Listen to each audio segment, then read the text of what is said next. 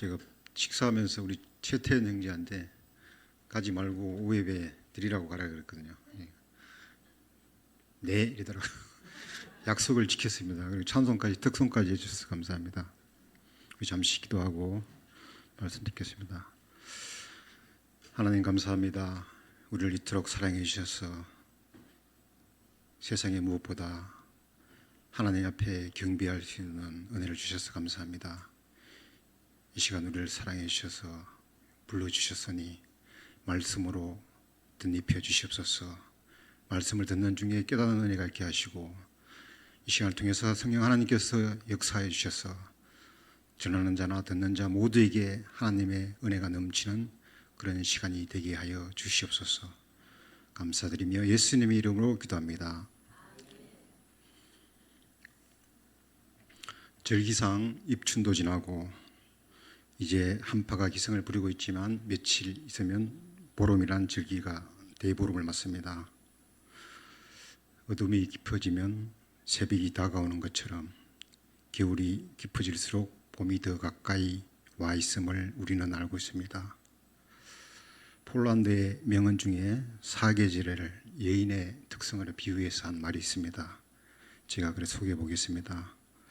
봄은 처녀, 여름은 어머니, 가을은 미망인, 겨울은 계모로 이렇게 비유를 했다고 합니다.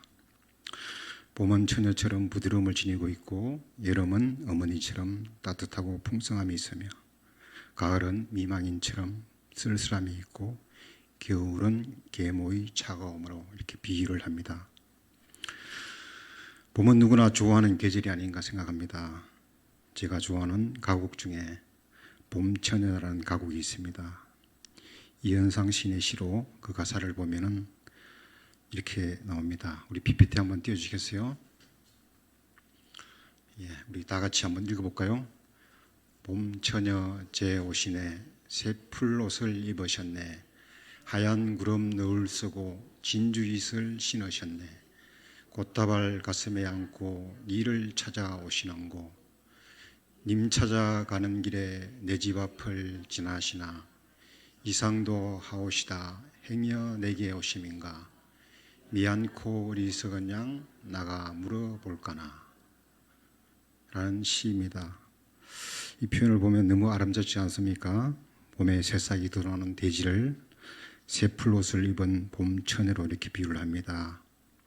또 봄하늘에 피어나는 흰 구름, 그 구름을 봄처녀가 쓴 너울로, 또 아침에 내린 이슬은 봄처녀가 신은 신발로 진주잇을 신으로, 또 지천에 핀 개나리, 진달래, 각양각색의 꽃을 봄처녀가 가슴에 안고 오는 꽃다발로 표현하고 있습니다.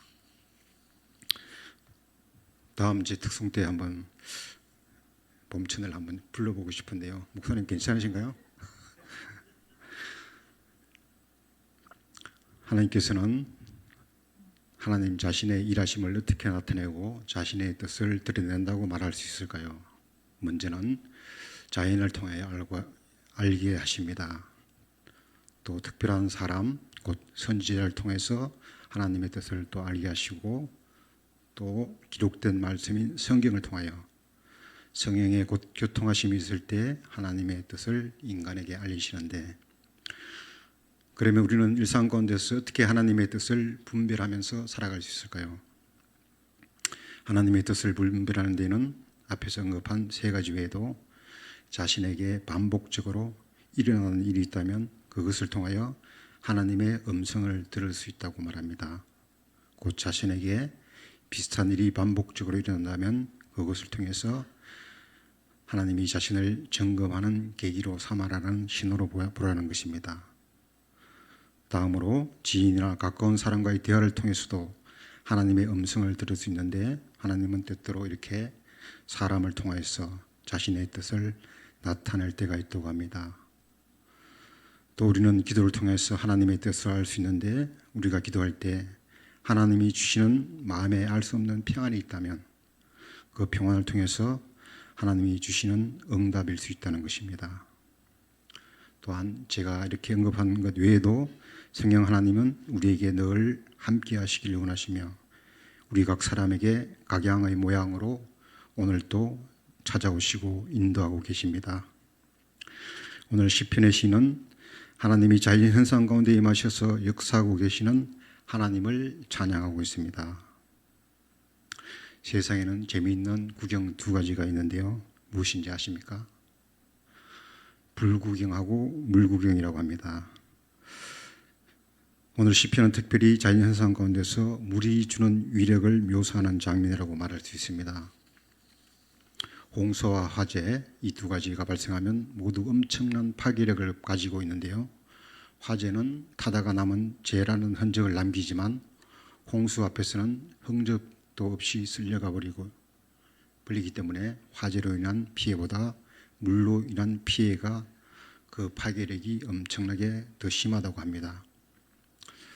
오늘 본문 3절에서 10절은 물을 통치하시는 그 하나님의 모양을 묘사하고 있는 것을 볼 수 있는데요. 그 표현을 보면 광야 가운데 천둥과 번개가 치는 폭우 현상을 목도한 시인, 그 시인은 장엄한 자연 현상을 보면서 하나님의 위엄과 능력이 이러한 자연 현상도 통치하고 다스리시고 계심을 찬양하고 있습니다. 오늘 시편 20편 말씀은 예배 시면서 찬양 시의 성격을 가지고 있는데 오늘 시편은 너희 권능 있는 자들아 이렇게 시작합니다. 다윗의 시편으로 알려져 있는데 다윗은 자연의 장엄한 그 흐름을 보면서 하나님의 권위와 능력을 목격하고 세상의 모든 권위와 능력의 시작이 바로 하나님께 나오고 있음을 고백하고 있다고 말할 수 있을 것입니다. 우리는 장엄한 대자연 앞에 서면 자신의 존재가 너무나 미약하고 작은 존재임을 알게 되는데 저는 경북 울진이라는 곳에서 태어나고 바다가 멀지 않은 그런 산골에서 시골에서 자랐습니다. 제가 바다를 처음 보게 된 그것은 한 7살쯤인데요. 동해바다의 첫 대면은 지금도 잊을 수 없는 그런 충격이고 경외감 그 자체였습니다. 그 푸른 바다가 삼킬 듯 다가오는데 그 수평선의 물이 저를 덮칠 것 같은 그러면서 참 신기하고 놀라운 광경이고 충격적인 만남이었습니다. 우리는 장엄하고 놀라운 광경, 우리를 압도하는 거대한 자연을 대하면 우리는 스스로 겸손하고 낮아지게 되어 있습니다. 장엄한 자연을 주관하고 계시는 분이 하나님이며 물의 위엄을 주관하고 계시는 분이 바로 하나님입니다. 그 하나님 앞에 겸손히 영광을 돌리는 것이 마땅하기에 다윗은 오늘 시편을 통하여 하나님을 찬양하고 있습니다. 본문 2절에서 예배 때 하나님께 나가기 위해서는 거룩한 옷을 입고 하나님께 나오라고 이렇게 말씀합니다. 특별히 제사장은 에봇이라고 하는 의복을 입고 하나님 앞에 나아갔습니다. 에봇은 제사장이 입는 옷으로 거룩을 상징하는 것인데 하나님 앞에 나아가는 자는 구별하여 거룩을 입고 나아가야 한다는 것입니다.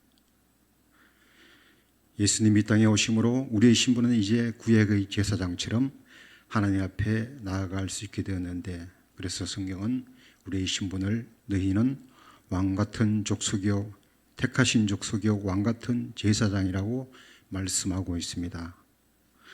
거룩을 입고 나아간다는 것은 바로 제사장이 에봇을 입고 나가는 이것은 제사장의 에봇은 바로 합당한 삶을 살아야 한다는 그런 의미도 포함되어 있습니다.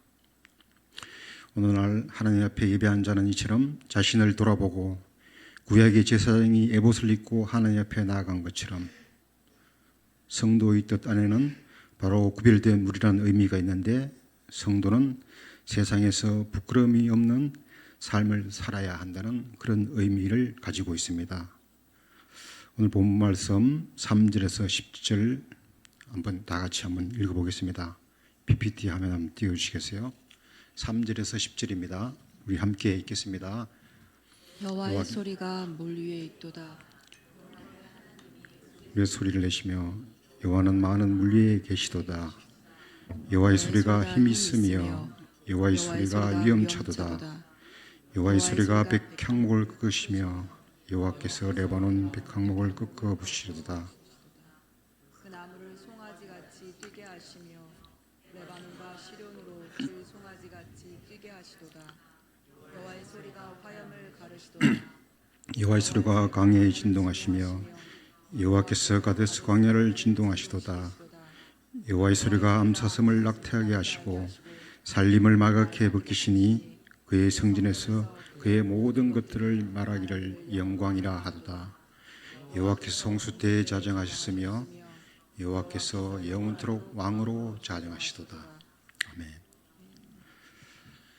지난 첫눈이 내릴 때 폭설로 인해서 산에는 많은 나무가지가 눈의 무게를 이기지 못하고 부러진 것을 목격하게 됩니다. 오늘 시편의 시는 폭우로 인해서 레바논의 백향목이 부러져서 나무가 뒹굴고 있는 모습을 들염소가 뛰는 모습으로 비유를 합니다. 부러진 나무가 폭에 쓸려 내려가는 그 모습이 염소가 뛰는 모습을 연상하게 되는데, 염소를 길러보신 분들은 잘 아실 것입니다. 염소는 가끔씩 앞발과 뒷발을 껑충껑충하면서 뛰는 모습, 그 모습이 바로 물에 밀려 내려가는 나무의 모습이 어떠한지를 상상만 해도 그림이 그려지는 모습입니다. 우리 여러분들 잠시 오늘 시인이 말한 시편의 묘사를 한번 상상해 보았으면 좋겠습니다.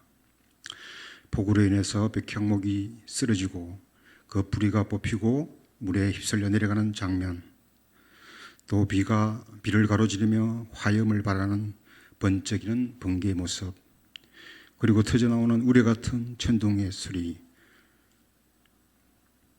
그리고 수마가 되어 모인물이 거대한 물줄기를 만들고 계곡의 낮은 곳으로 흐르는 물소리, 그리고 사면에서 파인 그 흙으로 인한 흙탕물의 냄새, 또 물에서 나오는 물비린내가 동시에 느껴지셨습니까?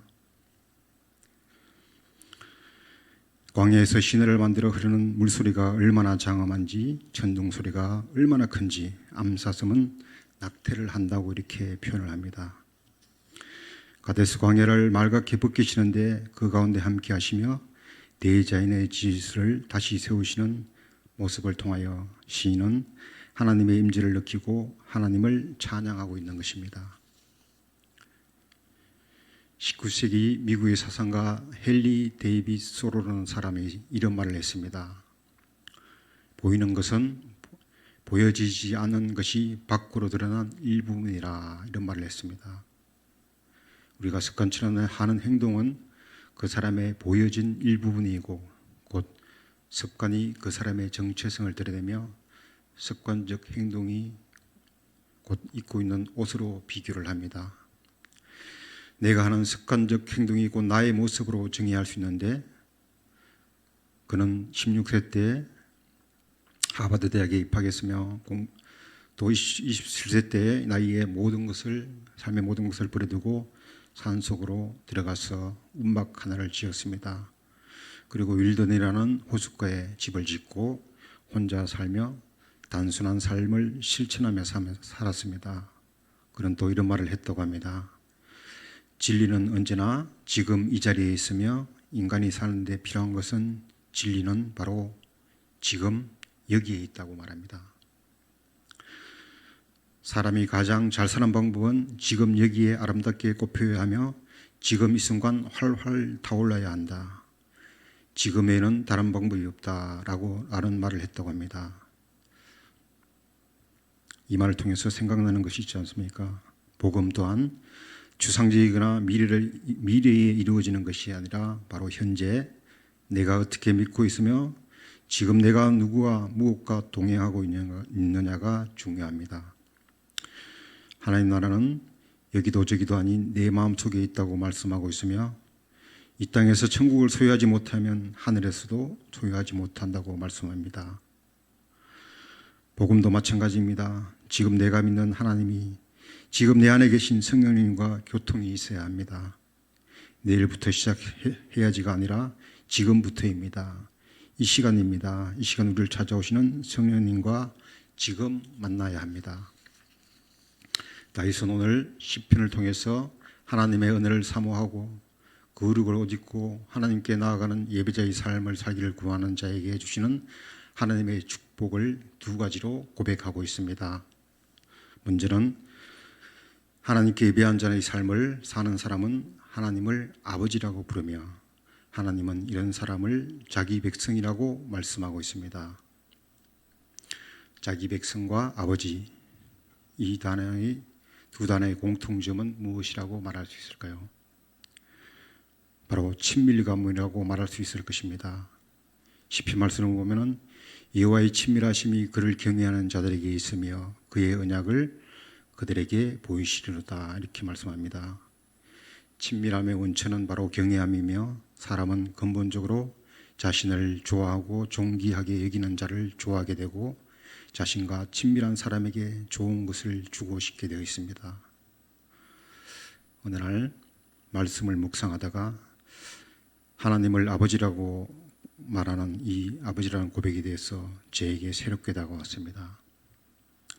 우리 삶 속에서 우리는 입술로 늘 자연스럽게 기도할 때도 하나님을 아버지라고 부르면서도 하나님이 나의 아버지라는 이 고백의 의미에 대해서 진지하게 생각해 보지는 않았는데, 하나님이 내 아버지가 되면 더 이상 나의 존재에 대해서 또 내가 하는 고민이 정말 의미가 없어지는 것을 깨달았습니다.